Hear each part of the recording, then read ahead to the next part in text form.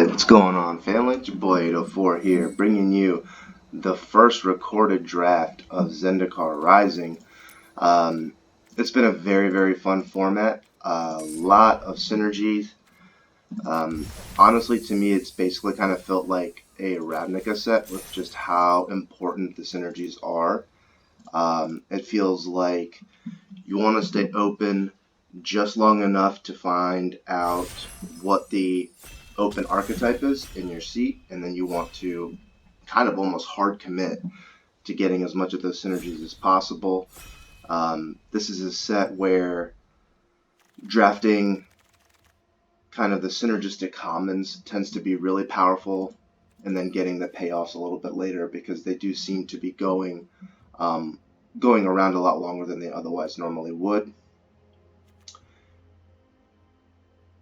So our rare here is pretty good if you do get a kicker spell. If you're basically running blue-green, I think it's fine even if you have up to like, say, 6 kickers. You'll almost always get a card out of it. That being said, Thundering Rebuke, premium removal. If I wasn't taking the Thundering Rebuke, I do think that's our pick here, and it's possible that the Chronicler is just better, but by taking the Rebuke here, and this is probably too early to really start considering what I'm passing, but I am shifting 3 pretty good green commons as well as 2 really powerful blue cards. I'm not sure if the Rebuke is better than the Chronicler there, but I think it's close. The Chronicler might be better, but I think that this is a defensible first pick. So if we're going with on color here, the Night Runner is a pretty strong card. If you're pairing it with like a Rakdos removal suite as well as some party synergies, Night Runner can be really powerful in an aggressive deck. Given the fact that we did pass a pretty powerful blue rare, I'm not super keen on picking up Bubble Snare. And once again, it's way too early in either of these packs to really be tunneling too hard on what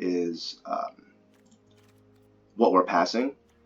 So I do think it's between these 2 cards. I do like the Stampede, but not a huge fan of Boros so far in this format. It can be really powerful if you're doing the Knights thing, but I think we're okay to just stay on color here. Alright, and we are rewarded just a little bit here. I do think Fledgling, even though I just said I don't really care for Boros, I do think Fledgling is really good. Feed the Swarm is also really good, but I think we're okay to just go with the Fledgling here. Royal Mage is also really strong. So we're definitely passing some really good blue cards, so it's pretty safe to say, I would imagine, that our opponent to our left is going to be playing blue, given the fact that we passed him pretty good rare in blue, Bubble Snare, Bubble Snare. That being said, though, given the fact that Fledgling is still in the pack being passed to us, I feel pretty good about picking that up here. So in that last pack, we did have the opportunity to pick up a Feed the Swarm. Here, I think Ravager's Mace is probably the best card in the pack. No really good white cards, no really good red cards either. I'm now seeing my 4th good blue common, so maybe we're in the wrong colors already. I think I'm going to pick up the Mace here. It helps get our Night Runner in. Geyser Mage. So we know our opponent we know the other person to our right here is not drafting blue. I mean, there's no reason to be seeing that many Bubble Snares and things like that. That being said, we've also passed so much blue that it's hard for me to imagine the person on my left not playing blue. Not particularly excited about a Geyser Mage or, a Raptor pick here. But I do think it's fine. Not much here that I really care for. I think I'll pick up a Sellsword here. Wow. Okay, so we also know that our opponent that basically we're probably one of the only white players here, at least that has passed to us thus far. Apparition should not be in that pack. We'll happily pick up a bug catcher here, so definitely happy to see the cards that we have so far. I don't really particularly care for Resolute Strike. I think I'm actually just going to pick up a Rapid Bite. Here I don't mind the Unity.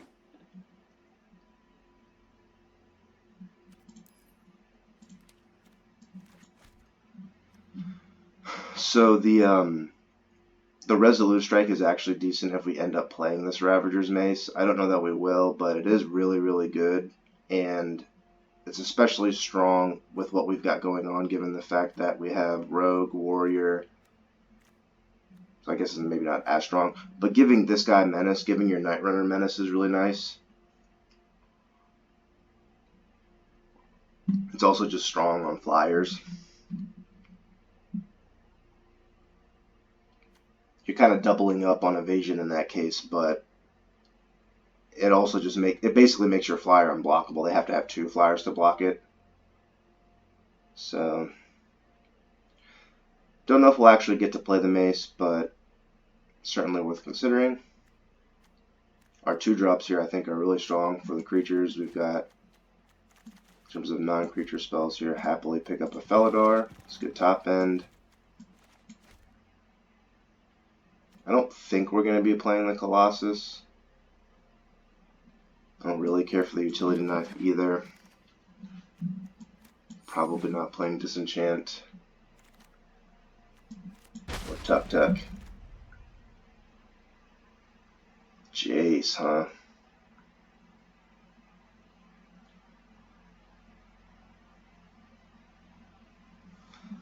Well, we're pretty far from playing blue. Jace isn't even really... It's not so strong that it's like trying to push me into blue either. I don't mind either of these. Deadly Alliance is obviously also very strong.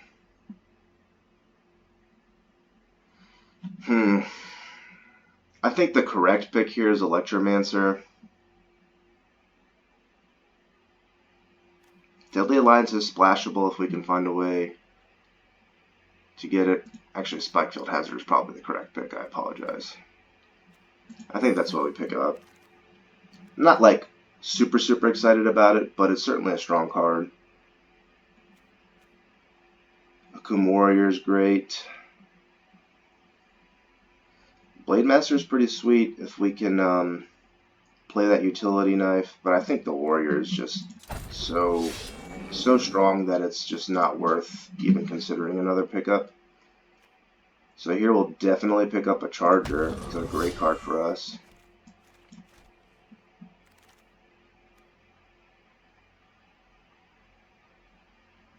Not as much in this pack that I'm super excited about. Champion's really good in the sense that we actually do have a fair amount of Warriors in our deck already.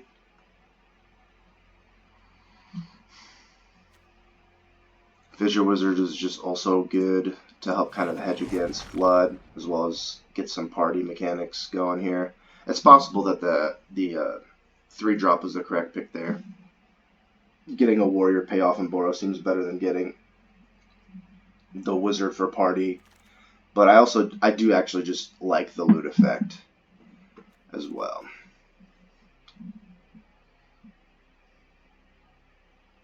Scorch Rider's fine. I have been kind of impressed with the Kite Sail, especially if we're in Boros, but the equipment overall has not really impressed me too much. So here's actually, I think, a fairly close pick. And I could be wrong about that, but getting a discounted 5/4 haste tends to be... This card, for me, has performed very well. Obviously, the Warrior has its own upside, but given the fact that we already have a Warrior, I don't know if this is the right pick, but we do have some pretty strong party synergies already. Wow, okay. Well, we're in the right colors here. We know that now. Or at least we're in the right archetype, I should say.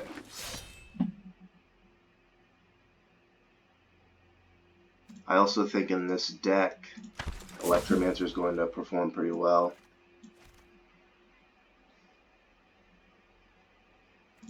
I think I'm fine with playing another Faladar. It's removal bait, but it also needs to be removed. So we're probably good on 4-drops unless it's something absolutely busted. And this deck is coming together here.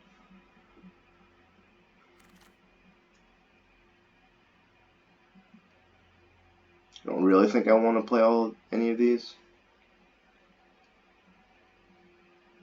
But I suppose it's possible. Like, Fissure Wizard, in my opinion, is just a better version of Tormenting Voice in this format. It does essentially the same thing, kind of. That's not exactly true, but Tormenting Voice just seems nigh unplayable. The whole cycle, actually, of these cards, these 2-mana cyclers, essentially. There's a blue one, scry 2, draw a card, green one, adventure awaits. Don't know what the white one is. Happily picking a wizard there.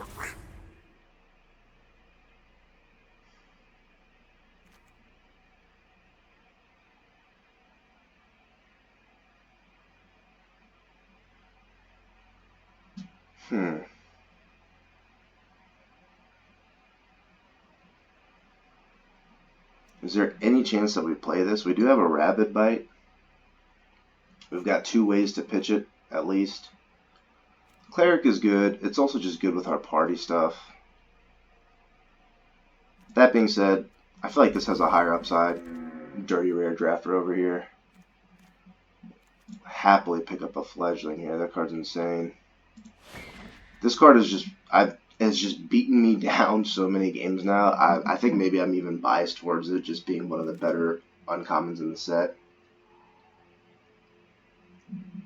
So here's an interesting pickup. Champion's really, really good with the War Leader. Jerboa feels like it has a higher upside, though.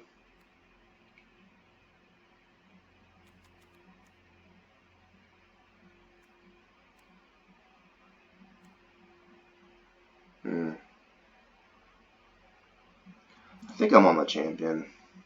And this could be just the wrong pick, but Champion seems pretty good in our deck. So here's an interesting one. Do I like the Bugcatcher or the Pack Beast here? I think I think this is probably the best red common that I could pick up. That being said, this is also a warrior for the War Leader. It also counts as a cleric to help us get our Minotaur. This might also just be completely wrong, though.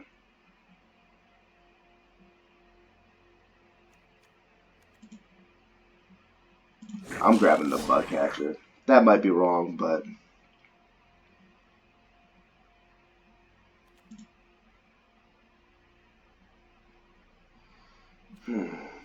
I guess I'm probably not playing the Raptor anymore.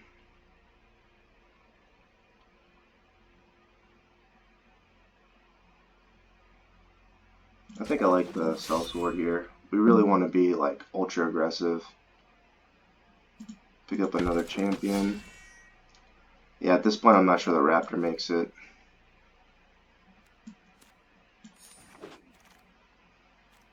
Wow.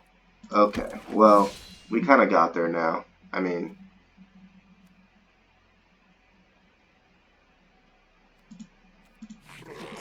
at this point it's basically just warriors or bust. It's going to be pretty difficult, I think, for me to play anything that's not a warrior.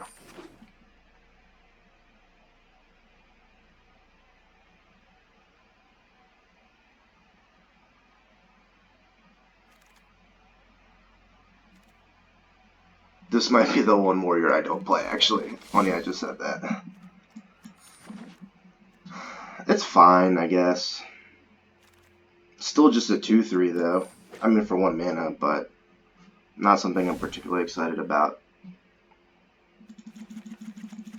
Alright, so let's see what we got here. We passed a lot of good blue cards in this draft. This could have very easily have just been completely incorrect, and also like we very well might have we got ultra rewarded, but I don't necessarily feel like we deserve to get rewarded the way we did. That being said, I'm glad it worked out. So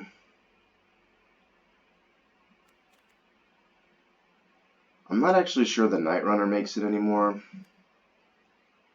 We don't really have a good way of pushing it through. We've got one Rebuke. That's kind of it. We're 23 creatures too, so I think the Night Runner, even though it is a rogue to help us get the Minotaur down, like there's just a chance that we only have Wizards and Warriors and get this guy out on turn, one turn early maybe. I think it's probably Night Runner. With 2 War Leaders, I have a hard time cutting any Warriors right now. I think we probably don't need both Dauntless Unity and Resolute Strike. That being said, though, it is just good. It's probably the Resolute Strike. I'm also not 100% convinced that I really need the Felidar in this deck. Like, ideally, I want to keep my curve pretty low here, like 15 lands.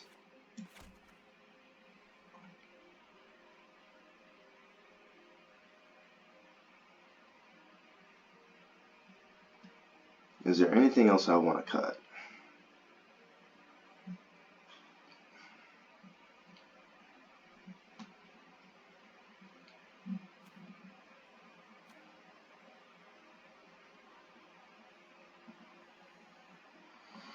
Not particularly. 16 lands might be okay with 2 Fissure Wizards to help us hedge against Flood.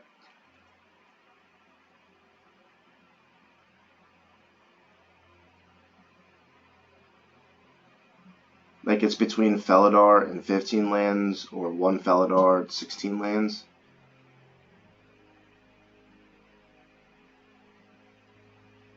I think this is probably the setup here.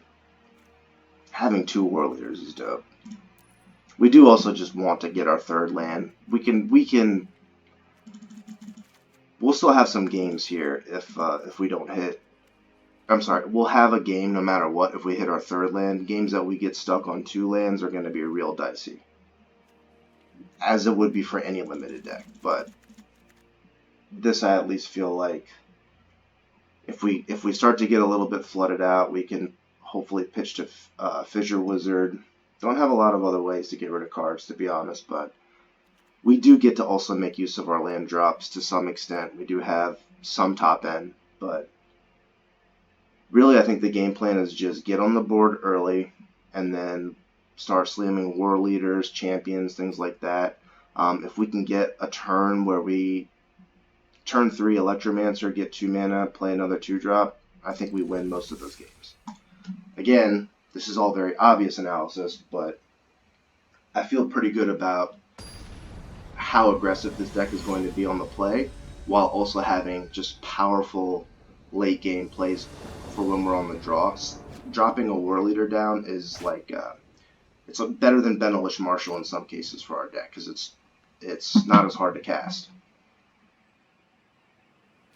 Definitely keep this hand.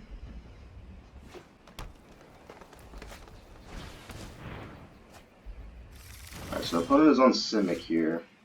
It's going to be frustrating if they hold up Anti-Cognition for our Fledgling, but doesn't seem like that's the case here.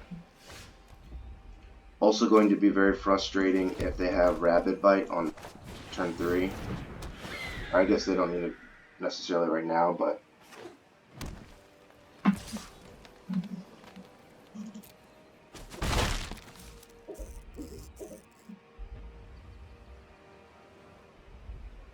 yeah, it looks like they have it. No field research. Okay.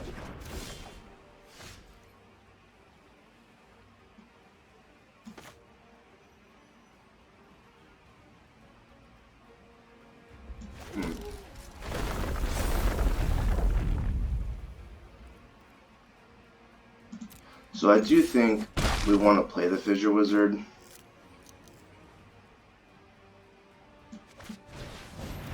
I think we actually don't want to pitch anything though. It's kind of lame, but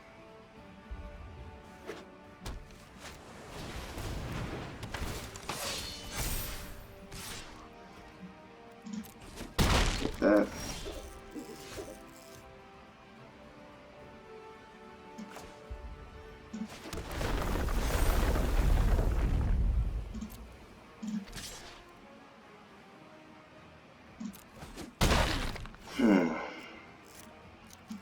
This is going to hurt a little bit if we get anti-cognition, but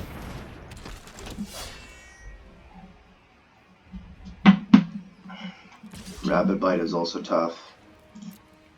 That being said, we really want him to tap out this turn. Okay.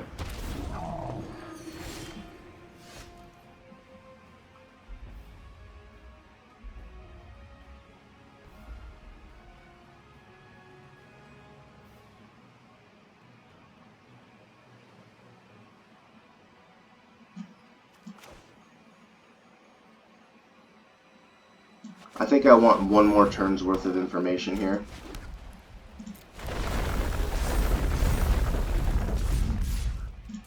Like, he needs to deal with our fledgling here.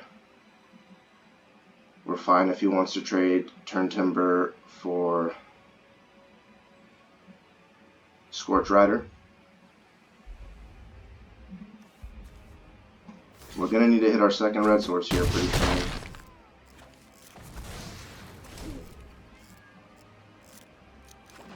Hopefully we don't just like die to the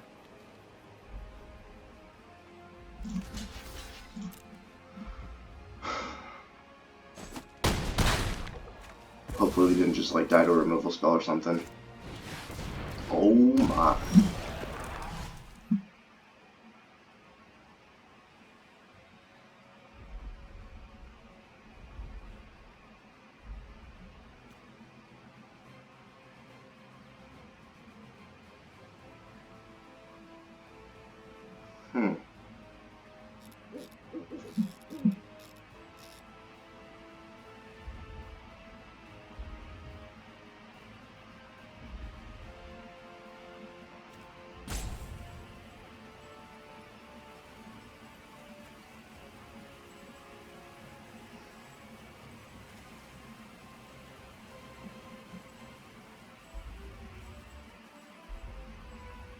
Not actually sure what I want to do here.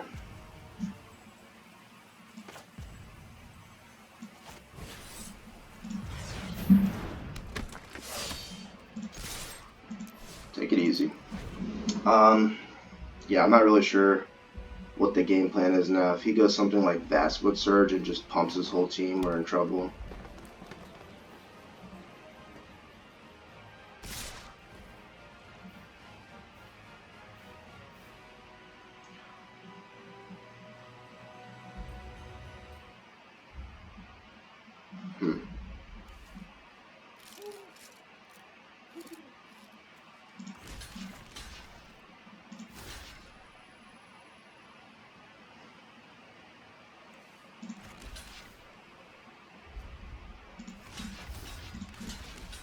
Alright, well, we're going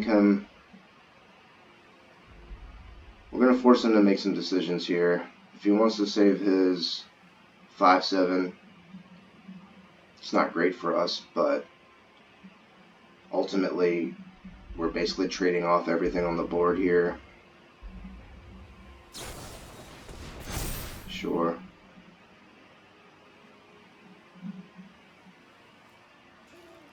Can he cast this again? Really? That's insane.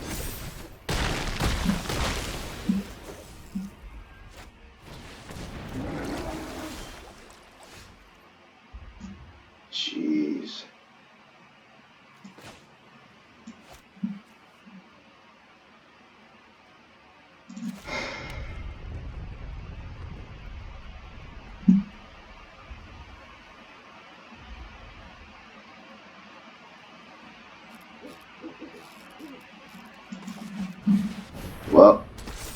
guess we lose to the green mythic.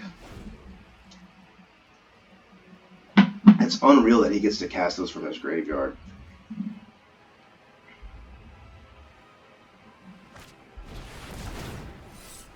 Alright, that might just be game at this point.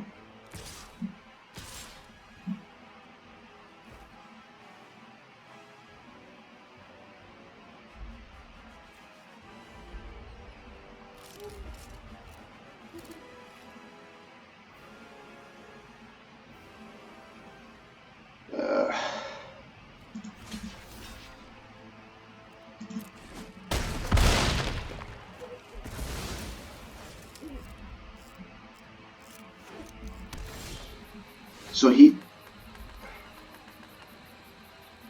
I'm so confused. I don't know if he can cast this card or not. It's acting like he can, but there was no reason for him to play it as a land.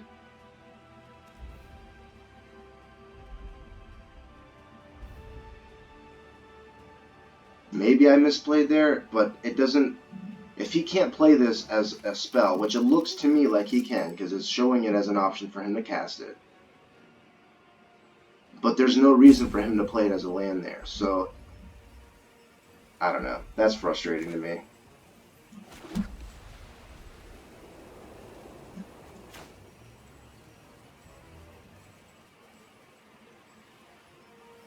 Like, that might have just cost me the game, you know?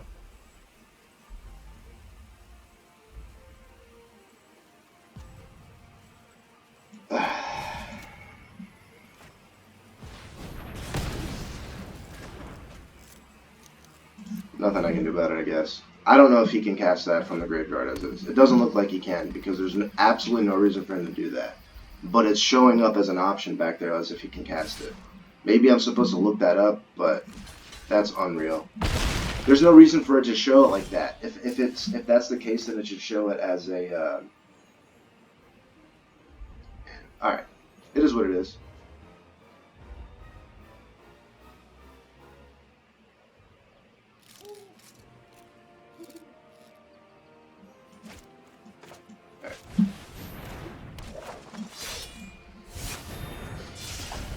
Just gotta refocus here. We're not completely out of it. If those two cards in his hand are lands, there was just no reason for him to play those as lands then, in that case. To my knowledge, anyways, but I suppose it doesn't really matter.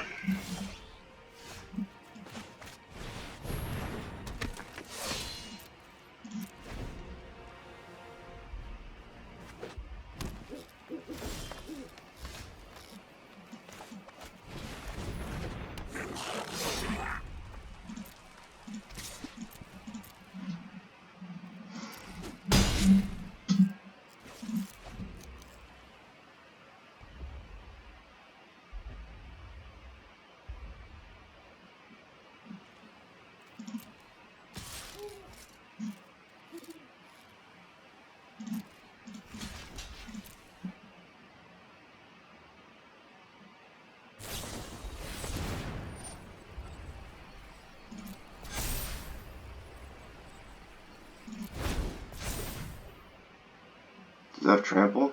No.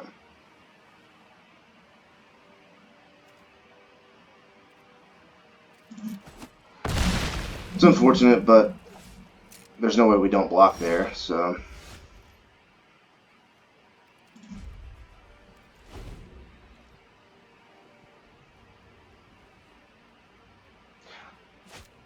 You know, I do think we just misplayed, honestly. You know, if, yeah, we're done, so. I think we misplayed, given the situation where I could have blocked to kill his mythic, but I don't agree with the way that they display that, because they display it as a spell, and I understand that when it's in the graveyard, it's like considered a spell and not a land, but I don't know. And maybe what I did was pseudo-correct in the sense that he could cast them as spells, but then there was just no reason for him to play them as lands if he could still cast them as spells. So I suppose I should have looked it up, but that messed me up pretty bad, I feel like.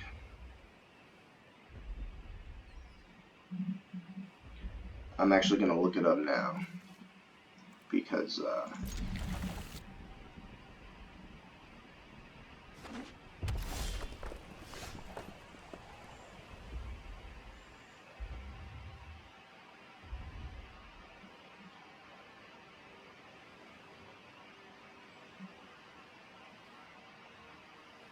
so I'm looking at it on Reddit, and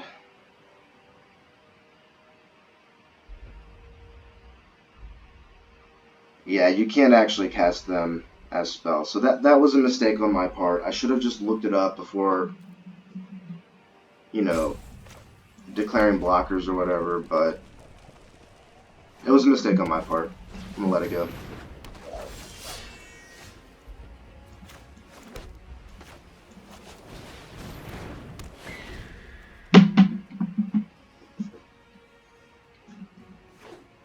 So let's see if our opponent has removal for our fledgling here. Champion's kind of nice.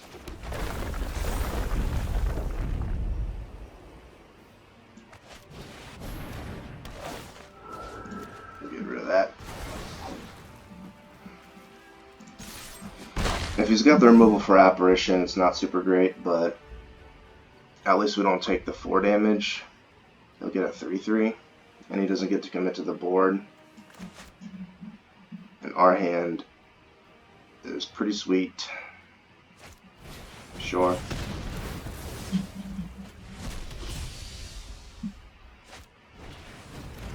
And so I guess he did get to commit to the board.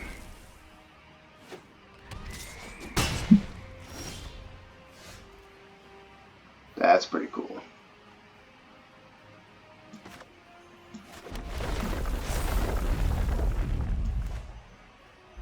So we'll go with champion, and we're gonna like field hazard the crap out of his Cliffhaven here.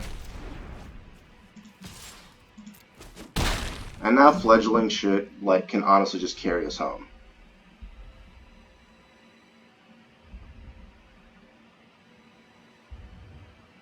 Like, he can't cast the Minotaur Warrior here because that's a 6-drop. He can equip the Kite Sail to the 3/3.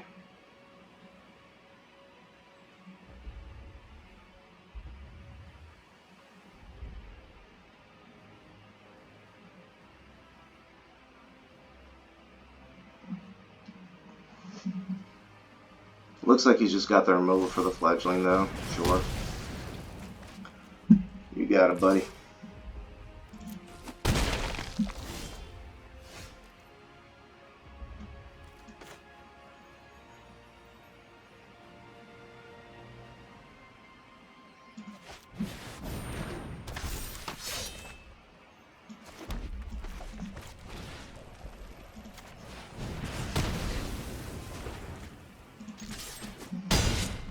Alright, so we're off to the races here. He's going to need a sizable blocker here. And then we have Fissure Wizard to pitch away any unwanted lands. So I like our position.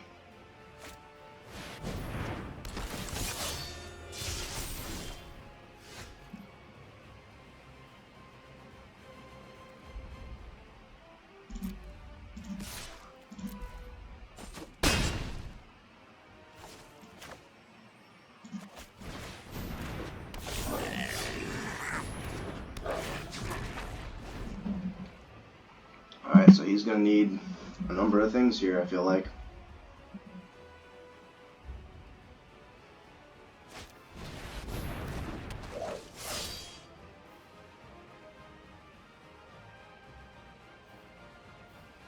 Interesting.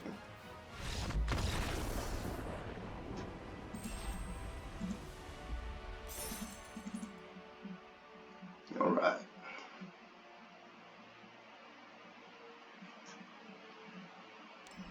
Our deck looked pretty good there. I felt like we had pretty good pressure there at all points of the game. We're also on the draw too.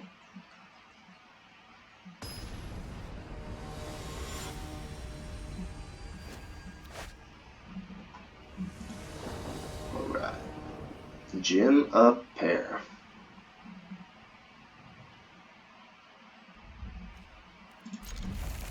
Like this.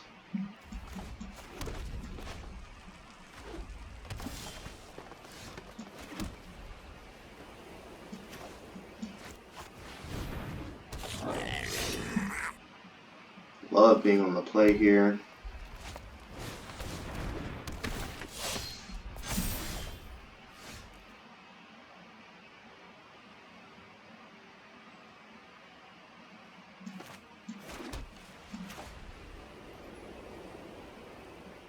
This doesn't seem like a particularly strong play, but what it allows me to do is get rid of his rabid bite targets.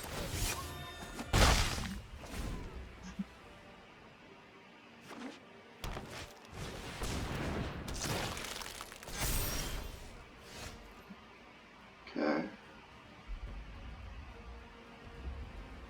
That's annoying.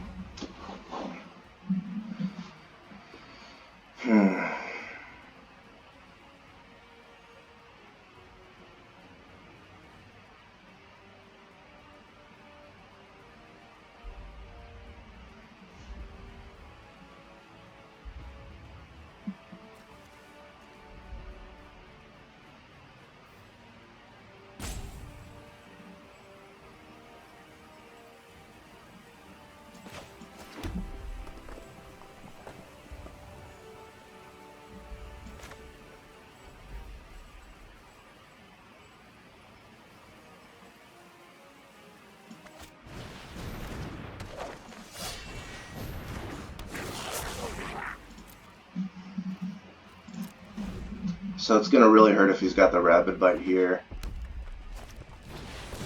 This is fine.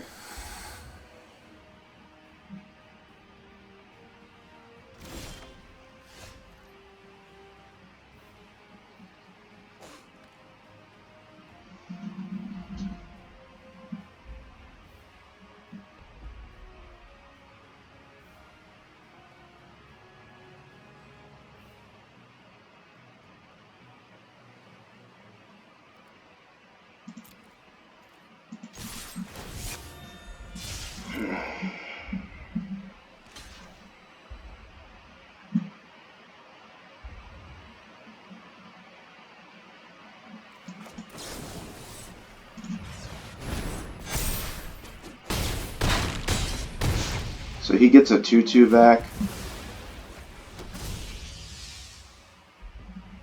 which is certainly not great, but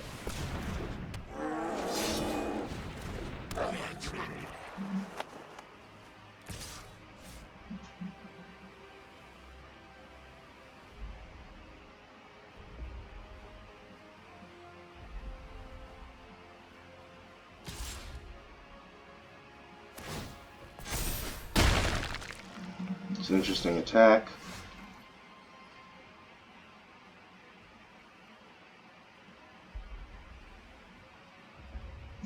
I think this should just be game. Yeah. I think the 1/1 counter seals the deal here. I'll let him do the math. That attack sealed his fate. Yeah.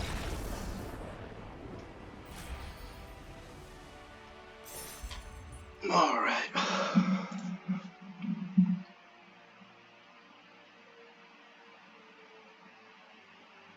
He was in a little bit of a tough position. I mean, the board had, as far as he knew, finally kind of stabilized, so I don't think he was in a position to attack there. I think he needed to wait one more turn and probably commit one more big creature. It's kind of a situation where it's like, okay, he gets to survive an extra turn, which obviously lost in the game, but he also probably wasn't going to win if he didn't start attacking, so I still think it was incorrect to attack there. I think you need one more big blocker before you're able to do that, but he might not have had it in his hand. He might have had all lands, basically.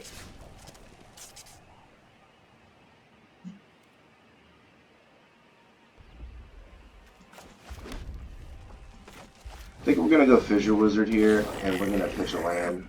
We're going to need to hit a white source.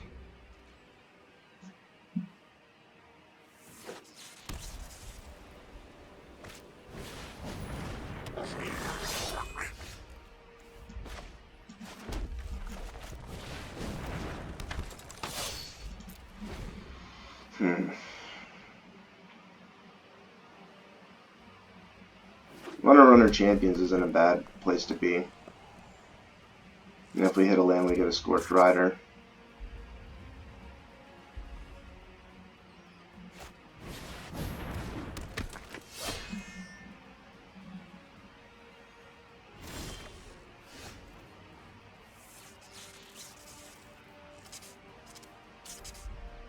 I do think we just need to hit our land drops here, unfortunately.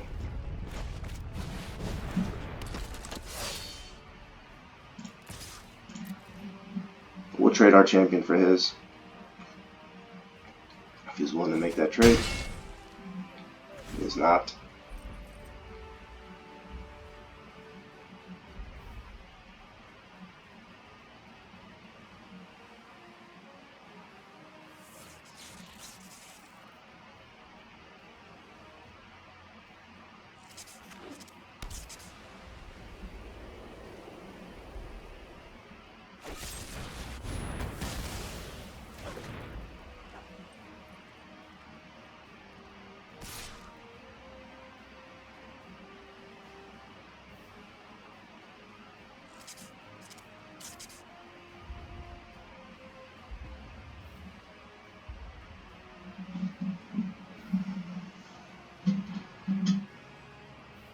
If we can get some planes down, the Skyclave Apparition is going to be really strong against his champion.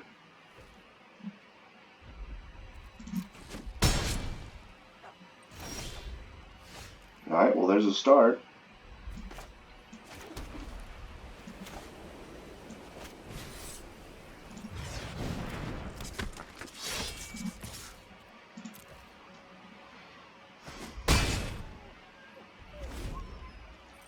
Planes would be a really powerful draw here because we can double spell as well as get a massive attack in.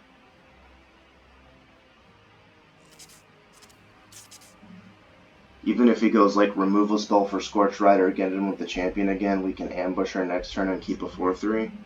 It's not ideal, but it'll work. And at any point in time when we hit our next white source, Apparition is going to be pretty good on this board. What we don't want to see is like a 4-5. Like if he goes land Hellion, that would be pretty brutal. Because it's going to be a while before we can push through that. Gerbo, we don't mind.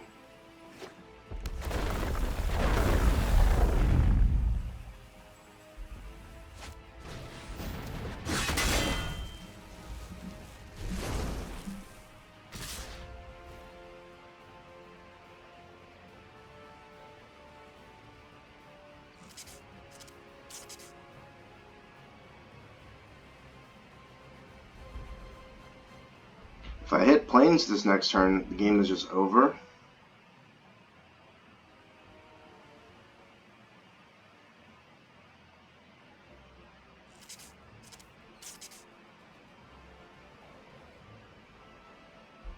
If I don't block, that is.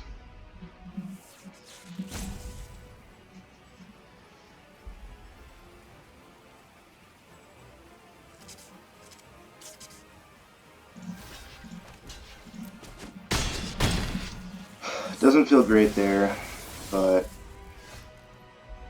not the end of the world either.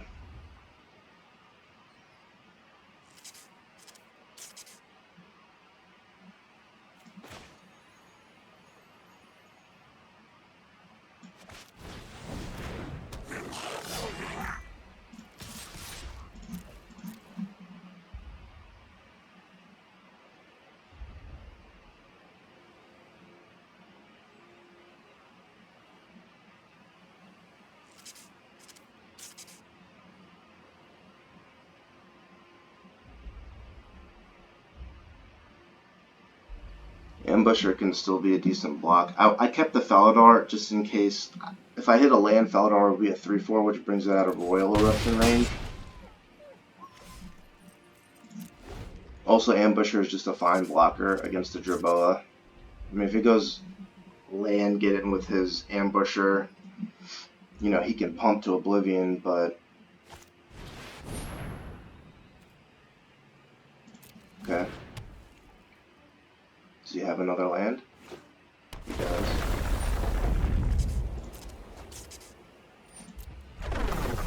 So we take an additional point of damage here.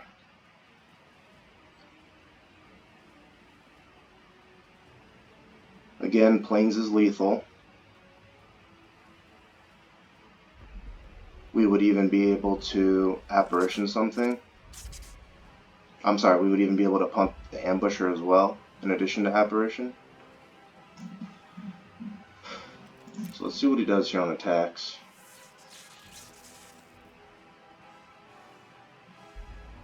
I feel like he can't really attack unless he's got removal. Okay. So we take a point of damage here. Sure.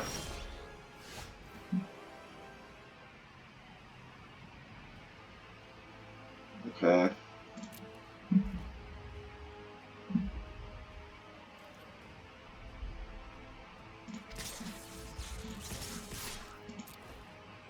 So this forces him to block.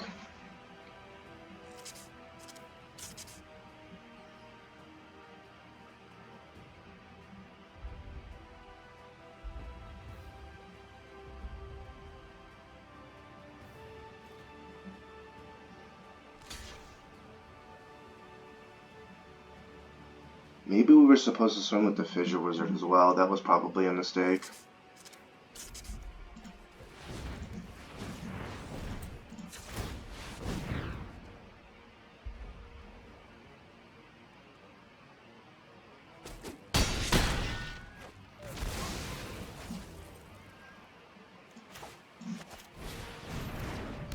Yeah, it definitely feels like a mistake.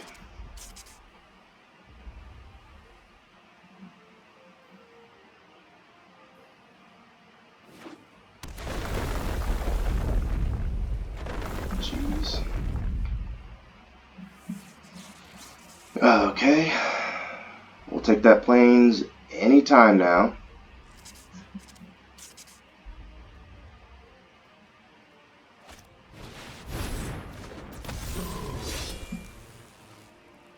He still can't attack.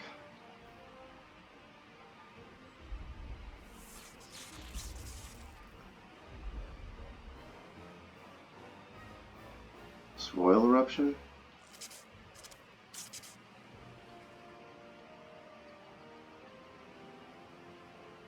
You can't equip this, right? No. Okay, well that'll do it.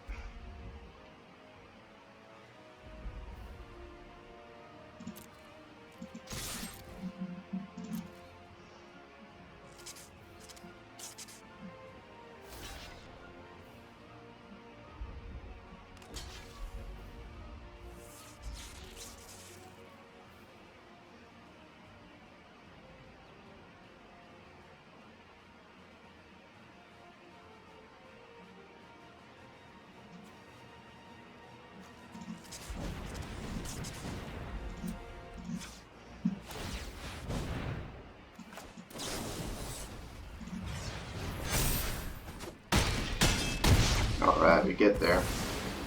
That was scary. That was a closer game than I thought it was going to be. We really needed to hit that second white source, but we got there anyways.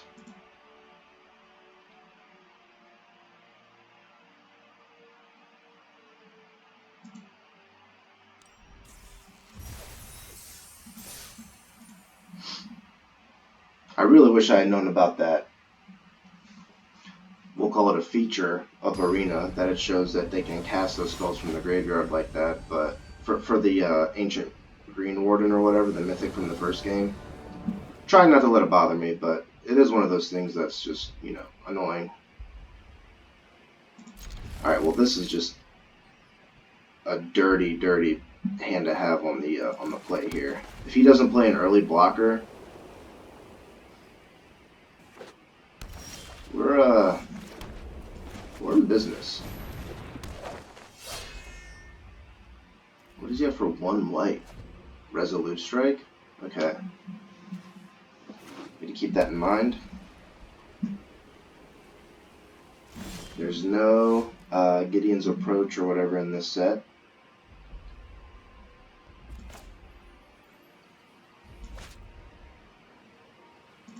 Let's swing first here.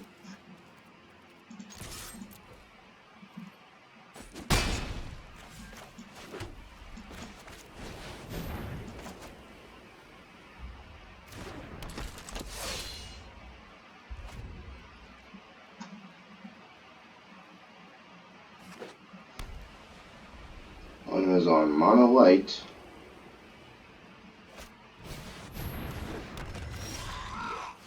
Wow, that's savage. Okay.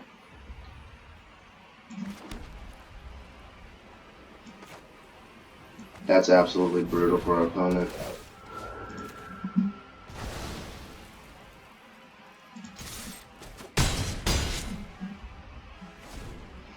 I mean, there aren't that many decks, I feel like, in Limited that can deal with this type of pressure on the play. You're taking 3 a turn from the Sellsword, and then 4 from a 3-drop, in addition to having not only a removal spell, but a creature as well in the Apparition. This would be a tough game for anybody to make it back from. That being said, it's definitely not over. Sure.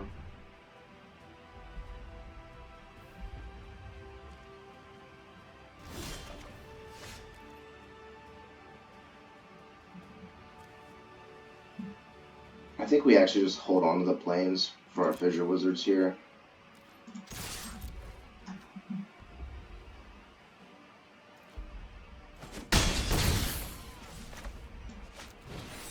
Because we're definitely going to need double red at some point for the Minotaur Warrior. In addition to... Don't actually know what our double red spells are. Other than that. Alright. I don't know that our opponent really had too many outs. Not playing a spell until turn 3 was definitely brutal for just the way that those hands broke out, but again, I don't know that there are too many decks that are gonna, handle that particularly well.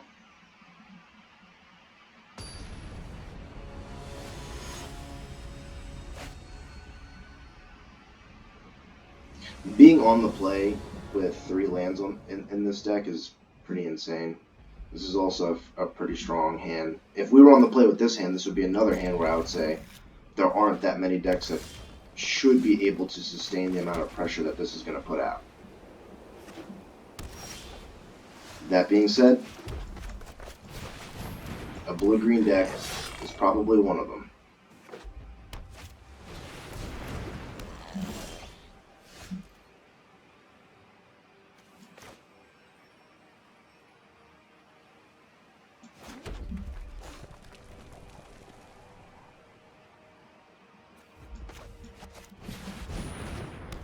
Not going to bolt the bird just yet here. It might have been correct to do so, but... well, that is truly unfortunate.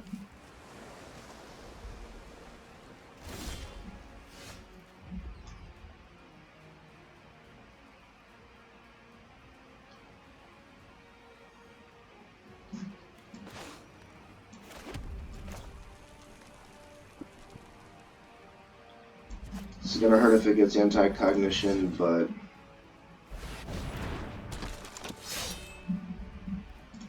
looks like we faded for 1 turn here.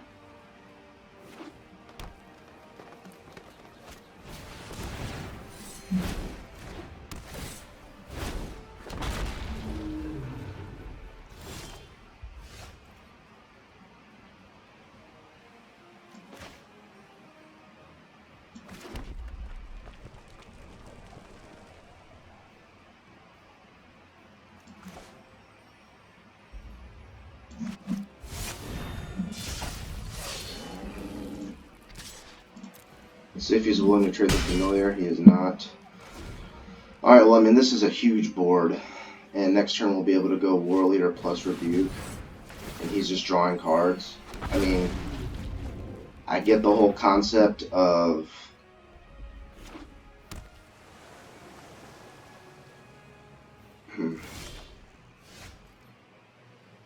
Wow, this just keeps getting better and better, actually.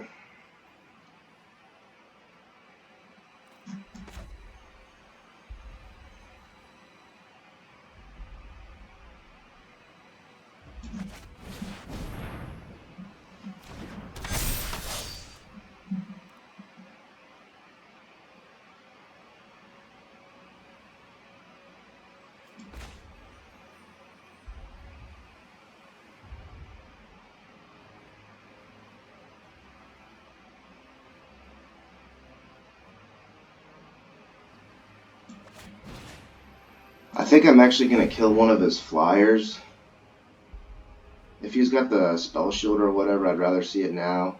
But also, this makes it so that he can't kick it. And then in addition to that...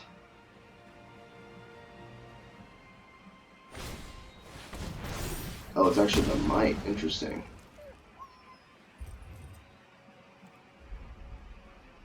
Sure.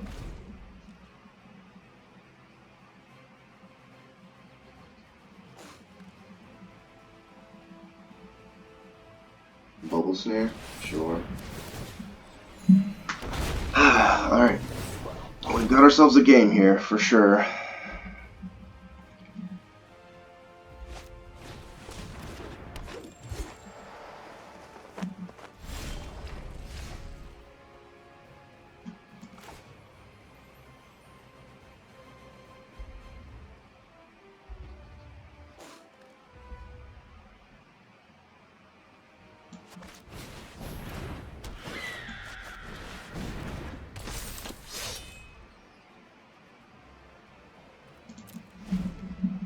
Dauntless Unity is going to be insane whenever we get that.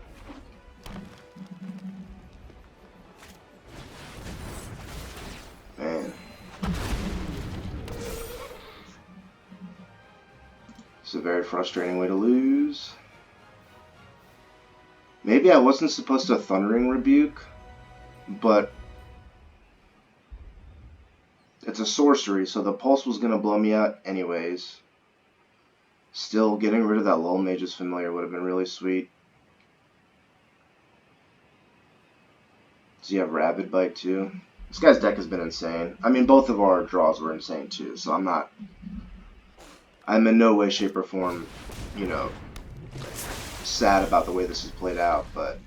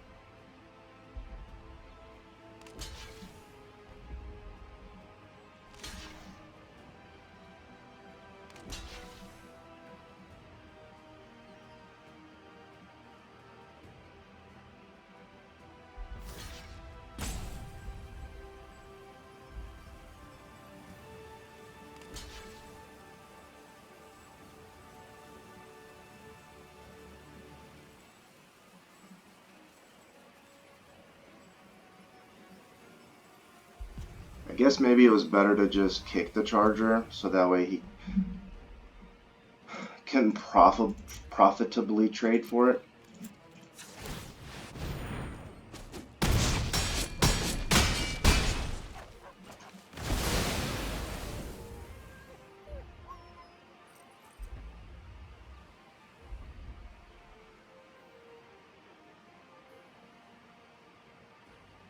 Unfortunately, I don't have the Raptor to bounce this land. Man, that's brutal.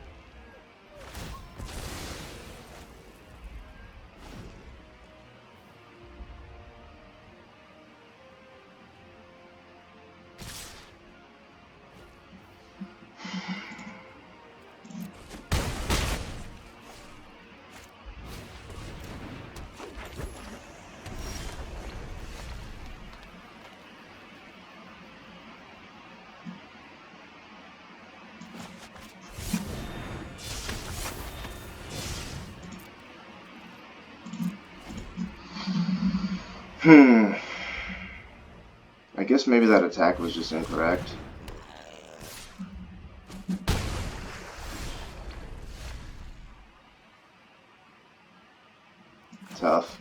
Tough game, honestly. I mean, I guess we just gave our opponent too much time there. He also got like 5 Drakes off of Rooster Drakes. That card is just absolutely busted. And he does have a very good kicker deck. I mean, he had... This might have been the turn that messed me up, honestly.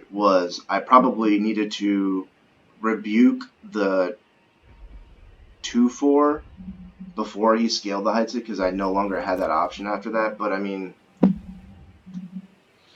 I don't know, man.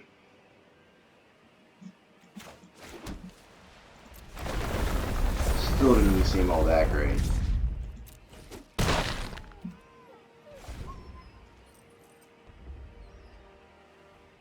That being said, if we draw a removal spell, okay. You got it, buddy.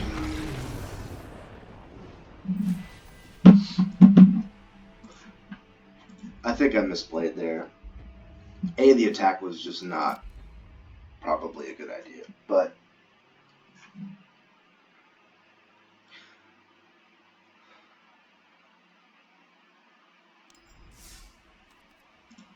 I don't know. That's a tough call. I think the attack is maybe where I messed up. I'm also wondering if it is possible I should be running one main board disenchant. I get that it's normally just bad, but the amount of just like enchantment removal in the set between Bubble Snare, Nahiri's Binding, Journey to Oblivion, and then also Rooster Drakes. This card is just absolutely insane. That being said, in an aggressive Boros deck, it doesn't, I guess, really make all that much sense to do that, but it is what it is. Another Simic opponent.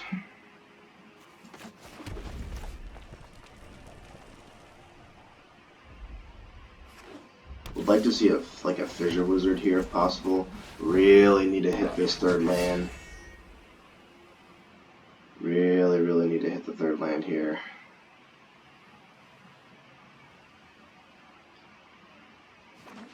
Like if he goes Lull Mages and I get to go land, Electromancer, this is fine. Damn it.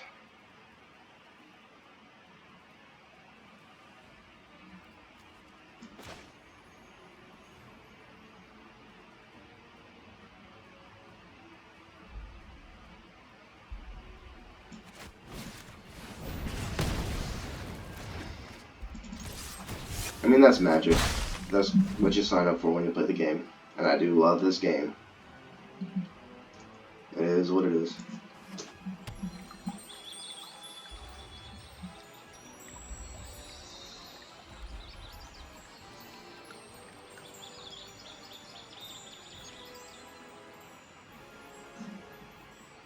I don't want to see a Lull Mage's Familiar here. And the reason why I use my Thundering Rebuke... Shit.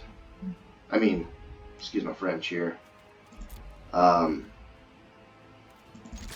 reason I use my Thundering Rebuke is because, assuming I had drawn a land and would be able to cast my spells, my mana was going to be tied up for the next who knows how long.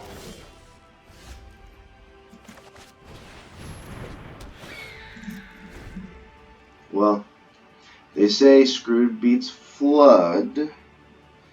Don't know if that holds true when they've got a landfall 6/5, but not giving up. We're going to fight the good fight here. So I feel like he would have played the land there. Like, I'm tapped out, so even if it was like a landfall creature, he could have just played it. I guess there's no land here.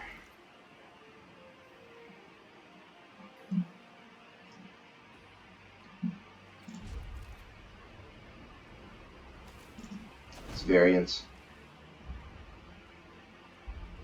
We have 16 basics and 2 creature lands, so we have 18 lands in this deck. It's just a result of variance. This is a game, too, where, you know, in the past, I would be pretty frustrated about the loss. I actually don't feel all that bad about this one because I know, at the very least, there was nothing that I could have done differently. Outside of maybe the Thundering Rebuke play, but, I mean...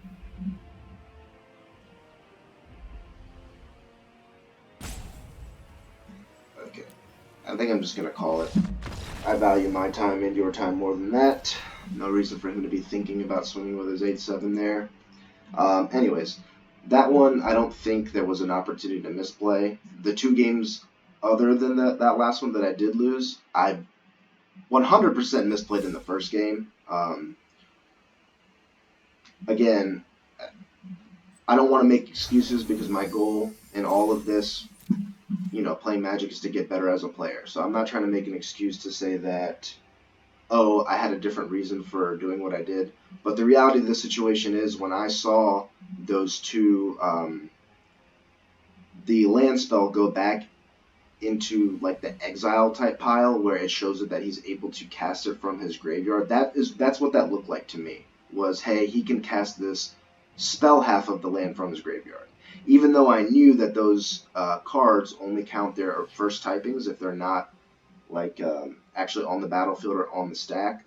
And maybe I should have used that knowledge to make better informed decisions, but to me, Arena had projected it like he could cast those spells, which made me unable to block his 8 toughness creature, given the fact that he could make it a 9 toughness creature and I only had 8 power on the board. I don't know that I would have won the game otherwise, but after getting rid of that creature, it did look like I had kind of turned the corner. Granted, he played Royal Mage into Field Research on top of getting things kicked. Like, there's no guarantee that I would have won that game either way, and it was probably honestly unlikely, but the fact is I would have blocked that creature had I known he couldn't cast it out of his graveyard. That I can say honestly. So, who knows there. The game against the Simic opponent, I gave him too much time. The one turn where things probably potentially could have been different is if I had like Thundering Rebuked the Lull Mage's Familiar, but ultimately he was just going to play his 4th land that next turn anyways and still kick the Rooster Drakes. That being said, though, the Lull Mages did make it so that I wasn't really able to get in aggressively like I wanted to on multiple occasions, which that might have actually cost me the game. Basically, the 5 toughness basically slowed me down in terms of tempo so much to the point where, you know, I wasn't able to just get in for 5 points of damage with my champions for multiple turns. So giving a Simic opponent, especially a Simic kicker opponent like that, where he had kind of the nuts in terms of, you know, good kicker spells, as well as how already having the roost down. I think that probably cost me the game, but I don't know that it would have been correct to Thundering Rebuke the Lone Mage's Familiar and not commit my creatures to the board earlier than that. So that's kind of my analysis. Again, there were definitely some sloppy moments, but I had a lot of fun with this draft, and I do think that that deck was really, really good.